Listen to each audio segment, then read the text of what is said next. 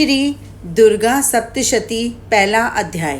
मेधा ऋषि का राजा सूरत और समाधि वैश्य को देवी भगवती की महिमा बताते हुए मधु कैटव वध का प्रसंग सुनाना। विनियोग: पहले चरित्र के ब्रह्मा ऋषि, महाकाली देवता, गायत्री छंद, नंदा शक्ति और दंतिका बीज, अग्नि तत्व और ऋग्वेद स्वरूप हैं। श्री महाकाली देवता की प्रसन्नता के लिए पहले चरित्र के रूप में विनियोग किया जाता है। ध्यान: भगवान विष्णु के सो जाने पर मधु और कैटव को मारने के लिए कमल से पैदा होने वाले ब्रह्मा जी ने जिनकी स्तुति की थी, उन महाकाली देवी का मैं सेवन करता हूँ। वे अपनी 10 भुजाओं में खड्ग, चक्र, गदा, बाण, धनुष, परिघ, शूल, भूषुंडी, मस्तक और शंख धारण किए हुए हैं। उनके 3 नेत्र हैं। वे अपने समस्त अंगों में दिव्य आभूषण धारण किए हुए हैं। उनके शरीर की चमक नीलमणि के समान है और वे 10 मुख और 10 पैरों वाली हैं। मार्कंडेय जी बोले, सूर्य के पुत्र सर्वणी जो 8वें मनु कहे जाते हैं, उनकी उत्पत्ति की कथा विस्तार पूर्वक कहता हूँ, सो सुनो। सूर्य पुत्र महाभाग सर्वणी भगवती महामाया के अनुग्रह से जिस प्रकार मनवंतर के स्वामी हुए, वही प्रसंग सुनाता हूँ। पूर्व काल की बात है। स्वारोचिष मनवंतर में सूरत नाम के एक राजा थे, जो चैत्र वंश में उत्पन्न हुए थे। समस्त भूमंडल पर उनका अधिकार था। वे प्रजा का अपने औरस पुत्रों की भांति धर्मपूर्वक पालन करते थे। फिर भी उस समय कोला नगरी का नाश करने वाले क्षत्रिय उनके शत्रु हो गए। राजा सूरत की दंड नीति बड़ी ही प्रबल थी। उनका शत्रुओं के साथ युद्ध हुआ। यद्यपि कोला विध्वंसी संख्या में कम थे, जो भी राजा सूरत युद्ध में उनसे हार गए, तब वे युद्ध भूमि से अपने नगर को लौट आए और केवल अपने देश के राजा होकर रहने लगे। किंतु वहाँ भी उन प्रबल शत्रुओं ने उस समय राजा सूरत पर आक्रमण कर दिया। राजा का बल क्षीण हो चला था, इसीलिए उनके दुष्ट, बलवान एवं भेदी मंत्रियों ने वहाँ उनकी राजधानी में भी राजकीय सेना और खजाने को हथिया लिया। सूरत का प्रभुत्व नष्ट हो चुका था, इसीलिए वे शिकार खेलने के बहाने घोड़े पर सवार हो वहाँ से अकेले ही एक घने जंगल में चले गए। वहाँ उन्होंने ब्राह्मण श्रेष्ठ मेधा मुनि का आश्रम देखा। उस आश्रम में अनेकों हिंसक जीव भी परम शांत भाव से रहते थे। मुनि के बहुत से शिष्य उस वन की शोभा बढ़ा रहे थे। वहाँ जाने पर मुनि ने उनका आदर सत्कार किया और वे उन मुनि श्रेष्ठ के आश्रम में इधर उधर विचरते हुए कुछ काल तक वहाँ रहे। फिर माता के वश होकर वे उस आश्रम में इस प्रकार चिंता करने लगे, पूर्व काल में मेरे पूर्वजों ने जिस नगर का पालन किया था, वही नगर आज मुझसे रहित है। पता नहीं दुराचारी सेवकगण उसकी धर्मपूर्वक रक्षा करते हैं या नहीं। जो सदा मद की वर्षा करता था और अति बलवान था, वह मेरा प्रधान हाथी अब शत्रुओं के अधीन होकर न जाने किन भागों को भोगता होगा। जो लोग मेरी कृपा, धन और भोजन पाने से सदा मेरे पीछे चलते थे, वे निश्चय ही अब दूसरे राजाओं का अनुसरण करते होंगे। व्यर्थ खर्च करने वाले उन लोगों के द्वारा अत्यंत कष्ट से जमा किया हुआ मेरा सारा खजाना खाली हो जाएगा। ये तथा और भी कई बातें राजा सूरत लगातार सोचते रहते थे। एक दिन उन्होंने वहाँ विप्र मेधा के आश्रम के निकट एक वैश्य को देखा और उससे पूछा, हे राजन, तुम कौन हो? यहाँ तुम क्यों शोकग्रस्त और उद्विग्न दिखाई देते हो? राजा सूरत का यह प्रेम पूर्वक कहा हुआ वचन सुनकर वैश्य ने विनीत भाव से उन्हें प्रणाम करके कहा। वैश्य बोला, राजन, मैं धनियों के कुल में उत्पन्न एक वैश्य हूँ। मेरा नाम समाधि है। मेरे दुष्ट स्त्री पुत्रों ने धन के लालच में आकर मुझे घर से बाहर निकाल दिया। इस समय मैं धन, स्त्री और पुत्र से वंचित हूँ। विश्वसनीय बंधु बांधुओं ने मेरी ही संपत्ति छीनकर मुझे निकाल दिया। इसीलिए दुखी हो मैं यहाँ चला आया हूँ। यहाँ रहकर मैं इस बात को नहीं जानता कि मेरे पुत्रों की, स्त्री की और स्वजनों की कुशल हैं या नहीं। इस समय घर में वे कुशल से रहते हैं अथवा अकुशल से हैं। वे मेरे पुत्र कैसे हैं? क्या वे सदाचारी हैं अथवा दुराचारी हो गए हैं? राजा ने पूछा, जिन लोभी स्त्री, पुत्र आदि ने धन के कारण तुम्हें घर से निकाल दिया, उनके प्रति तुम्हारे चित्त में इतना प्यार क्यों है? वैश्य बोला, आप मेरे विषय में जो बात कहते हैं वह सच्चे है, किंतु क्या करूं? मेरा मन निष्ठुरता धारण नहीं कर सकता। जिन्होंने धन के लोभ में पड़कर पिता के प्रति श्रद्धा, पति के प्रति प्रेम तथा स्वजनों के प्रति अनुराग को तिलांजलि दे दी, मुझे घर से निकाल दिया है, उन्हीं के प्रति मेरे हृदय में इतनी अनुरक्ति है। हे महामते, गुणहीन बंधुओं के प्रति जो मेरा चित्त इस प्रकार प्रेम मगन हो रहा है, यह क्या है? इस बात को मैं जानकर भी नहीं जान पाता। उनके लिए मैं लंबी सांसें ले रहा हूँ और मेरा मन अत्यंत दुखित हो रहा है। उन लोगों में प्रेम का सर्वथा अभाव है, तो भी उनके प्रति जो मेरा मन निष्ठुर नहीं हो पाता, इसके लिए क्या करूं? मार्कंडेय जी बोले, हे ब्राह्मण, तदंतर राजाओं में श्रेष्ठ सूरत और वह समाधि नामक वैश्य दोनों साथ साथ मेधा मुनि के सेवा में उपस्थित हुए और उनके साथ यथोयोग्य न्यायानुकूल विनयपूर्ण बर्ताव करके बैठ गए। इसके बाद वैश्य और राजा ने कुछ वार्तालाप आरंभ किया। राजा ने कहा, भगवान, मैं आपसे एक बात पूछना चाहता हूँ, उसे कृपया करके बताइए। मेरा चित्त अपने वश में नहीं है, इसीलिए यह बात मेरे मन को बहुत दुख देती है। मुनि श्रेष्ठ, जो राज्य मेरे हाथ से चला गया है, उसमें और उसके संपूर्ण भागों में मेरी ममता बनी हुई है, यह जानते हुए कि वह अब मेरा नहीं है। अज्ञानी की भांति मुझे उसके लिए दुख होता है। क्या कारण है? इधर यह वैश्य भी घर से अपमानित होकर आया है, इसके लिए पुत्र, स्त्री, नौकरों ने इसको छोड़ दिया है। आत्मीय जनों ने इसका परित्याग कर दिया है, तो भी इसके हृदय में उनके प्रति अत्यंत स्नेह है। इस प्रकार यह तथा मैं दोनों ही बहुत दुखी हैं। इसमें प्रत्यक्ष दोष देखा गया है। उस विषय के लिए भी हमारे मन में ममता के कारण आकर्षण पैदा हो रहा है। हे महाभाग, हम दोनों समझदार हैं, तो भी इसमें जो मोह पैदा हुआ है, यह क्या है?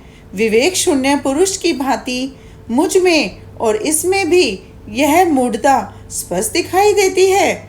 ऋषि बोले, महाभाग, सब जीवों को विषय गोचर होने का ज्ञान है और ये महाभाग विषय भी सबके लिए अलग अलग है।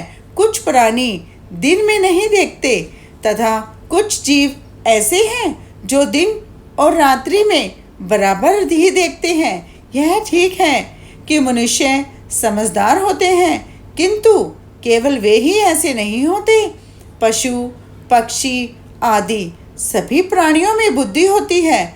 मनुष्यों का ज्ञान भी वैसा ही होता है जैसा उन मृगों और पक्षियों का होता है, तथा जैसा मनुष्यों का होता है वैसे ही उन मृग, पक्षी आदिकों का होता है। यह तथा अन्य बातें भी प्राय दोनों में समान ही हैं। समझ होने पर भी इन पक्षियों को तो देखो, ये स्वयं भूख से पीड़ित होते हुए भी मोहवश बच्चों की चोंच में इतने भाव से अन्न के दाने डाल रहे हैं। पुरुष श्रेष्ठ है, क्या तुम देखते नहीं कि ये मनुष्य समझदार होते हुए भी लोभवश अपने किए हुए उपकार का बदला पाने के लिए पुत्रों की कामना करते हैं। यद्यपि उन सब में समझ की कमी नहीं है, तथापि वे संसार की स्थिति बनाए रखने वाली भगवती महामाया के प्रभाव से ममतामय भंवर से युक्त हो मोह के गहरे गड्ढे में गिराए जाते हैं। इसीलिए इसमें आश्रय नहीं करना चाहिए। जगदीश्वर भगवान विष्णु की योग निद्रा रूपी जो भगवती महामाया है, उन्हीं द्वारा यह जगत मोहित हो रहा है। वे भगवती महामाया देवी ज्ञानियों के भी चित्त को बलपूर्वक खींचकर मोहग्रस्त कर देती हैं। वे ही इस सारे चराचर जगत की सृष्टि करती हैं तथा वे ही प्रसन्न होने पर मन वांछित वस्तु देती हैं, मनुष्यों को मुक्ति के लिए वरदान देती हैं। वे ही प्राविद्या संसार बंधन और मोक्ष की कारण भूता सनातनी देवी तथा संपूर्ण ईश्वरों की भी अधीश्वरी हैं। राजा ने पूछा, भगवान जिन्हें आप महामाया कहते हैं, वे कौन देवी हैं? ब्राह्मण, उनकी उत्पत्ति कैसे हुई तथा उनके कार्य कौन कौन से हैं? ब्रह्म वेदताओं में श्रेष्ठ महर्षि उन देवी का जैसा प्रभाव हो, जैसा स्वरूप हो और जिस प्रकार प्रादुर्भाव हुआ हो, वह सब मैं आपके मुख से सुनना चाहता हूँ। ऋषि ने कहा, राजन, वास्तव में तो वे देवी नित्य स्वरूपा ही हैं। संपूर्ण विश्व उन्हीं का रूप है तथा उन्होंने समस्त जगत व्याप्त कर रखा है। तथापि उनका अभिभाव अनेक प्रकार से होता है। वह मुझसे सुनो। यद्यपि वे नित्य और अजन्मा हैं, तथापि जब देवताओं का कार्य सिद्ध करने के लिए प्रकट होती हैं, उस समय संसार में उत्पन्ना कहलाती हैं।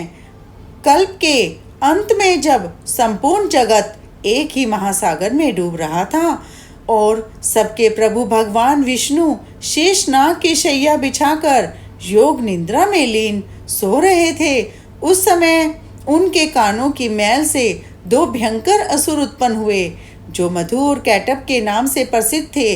वे दोनों ब्रह्मा जी का वध करने को उद्यत हो गए।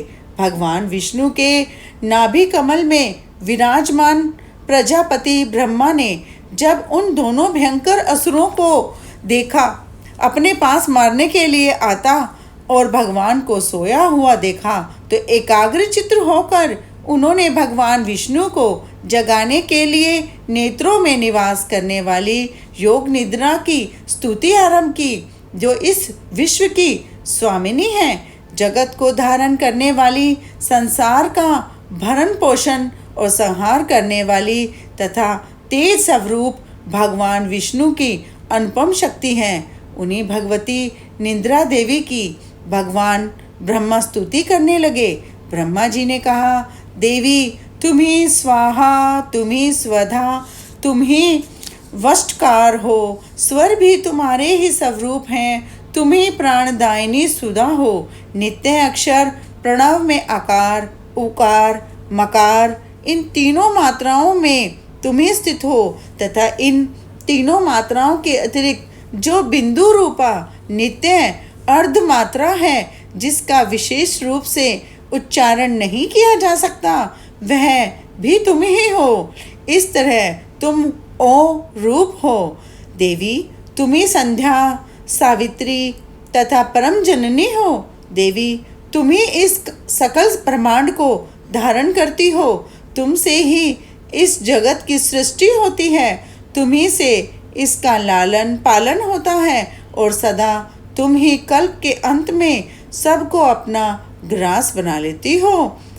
जगन्मयी देवी, इस जगत की उत्पत्ति के समय तुम सृष्टि रूपा हो, पालन काल में स्थिति रूपा हो तथा कल्पांत के समय संहार रूपा हो। तुम ही महाविद्या, महामाया, महामेधा, महास्मृति, महामोह रूपा, महादेवी और महासुरी हो। तुम ही तीनों गुणों सत्व, रज और तम को उत्पन्न करने वाली सबकी प्रकृति हो। भयंकर कालरात्रि, महारात्रि और तुम ही बोध स्वरूपा हो। बुद्धि हो, लज्जा, शांति और क्षमा, पुष्टि, तुष्टि भी तुम ही हो। तुम शूल धारणी, घोर रूपा, खड्ग धारणी तथा गदा, चक्र, शंख और धनुष धारण करने वाली हो। बाण, भूषुंडी और प्रेग ये भी तुम्हारे अस्त्र हैं। तुम सौम्य और सौम्यातर हो। इतनी ही नहीं, जितने भी सौम्य एवं सुंदर पदार्थ हैं उन सब की अपेक्षा तुम अत्यधिक सुंदरी हो। पर और अपर, सबसे परे रहने वाली परमेश्वरी शक्ति तुम ही हो। अखलात्मिक देवी, कहीं भी सत असत रूप जो कुछ वस्तुएं हैं उन सब की जो कुछ शक्ति है वह तुम ही हो।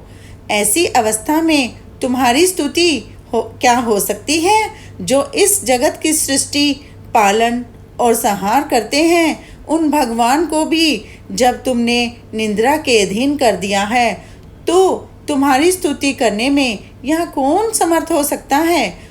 मुझको, भगवान शंकर को तथा भगवान विष्णु को भी तुमने शरीर धारण कराया है, अतः तुम्हारी स्तुति करने की शक्ति किस में है? देवी, तुम तो अपने इन उदार भावों से भी विशेष सतुत्य हो। ये जो दोनों दुरुष, असुर, मधुर और कैटभ हैं, इनको मोह में डाल दो और जगदीश्वर भगवान विष्णु को शीघ्र जगा दो। साथ ही इनके भीतर इन दोनों महान असुरों को मार डालने की बुद्धि उत्पन्न कर दो। ऋषि बोले, हे राजन, जब ब्रह्मा जी ने वहाँ मधु और कैटभ को मारने के उद्देश्य से भगवान विष्णु को जगाने के लिए तमोगुण की अधिष्ठात्री देवी योग निद्रा की इस प्रकार से स्तुति की, तब वे भगवान के नेत्र, नासिका, बाहु, हृदय और वक्षस्थल से निकलकर अप्रगट जन्मे वाले ब्रह्मा जी की दृष्टि के समक्ष खड़ी हो गई। योग निद्रा से युक्त होने पर जगत के स्वामी जनार्दन उस एकावर्ण के जल में शेषनाग की शैया से जाग उठे। फिर उन्होंने उन दोनों असुरों को देखा। वे दुष्ट आत्मा मधु और कैटभ अत्यंत बलवान तथा पराक्रमी थे और क्रोध से लाल लाल आंखें किए ब्रह्मा जी को खा जाना चाहते थे। तब भगवान श्री हरि ने उठकर उन दोनों के साथ 5000 वर्षों तक केवल बाहु युद्ध किया। वे दोनों भी अत्यंत बल के कारण मदोन्त हो रहे थे।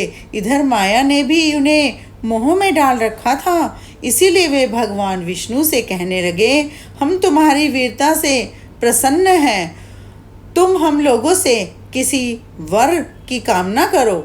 श्री भगवान बोले, यदि तुम दोनों मुझ पर प्रसन्न हो तो अब मेरे हाथ से मारे जाओ। बस इतना सा ही मैंने वर मांगा, यहाँ दूसरे किसी वर से क्या लाभ है? ऋषि ने कहा, इस प्रकार धोखे में आ जाने पर जब उन्होंने संपूर्ण जगत में जल ही जल देखा, तब कमल नेत्र भगवान विष्णु से कहा, जहाँ पृथ्वी जल में डूबी हुई ना हो वहीं हमारा वध करो। ऋषि बोले, तब तथास्तु कहकर शंख, चक्र और गदा धारण करने वाले भगवान ने उन दोनों के मस्तक अपनी जांघ पर रखकर चक्र से काट डाले। इस प्रकार ये देवी महामाया ब्रह्मा जी की स्तुति करने पर स्वयं प्रकट हुई। अब आगे तुमसे उनके प्रभाव का वर्णन करता हूँ, सुनो। मेरे सभी दोस्तों, बहनों और भाइयों से मैं प्रार्थना करती हूँ कि अगला अध्याय मैं जल्द ही लेकर आऊँगी और माता के मेरे सारे अध्याय प्लीज़ सुनना, मुझे लाइक और सब्सक्राइब करना। आप